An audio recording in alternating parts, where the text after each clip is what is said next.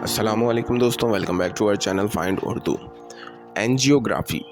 Angiography का मतलब है रगों का स्कैन करने का तरीका। एंजियोग्राफी एक मेडिकल प्रोसीजर है जो रगों का स्कैन करने के लिए यूज़ होता है। इसमें एक डाई यूज़ किया जाता है जो ब्लड वेसल्स को क्लियर दिखाता है ताकि डॉक्टर्स किसी ब्लॉकेज या प्रॉब्लम का पता लगा सकें।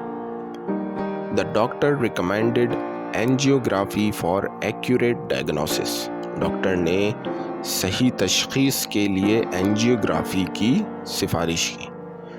तो दोस्तों, एंजियोग्राफी का मतलब है रगों का स्कैन करने का एक मेडिकल तरीका। उम्मीद है अब आपको एंजियोग्राफी का मतलब समझ में आ गया होगा।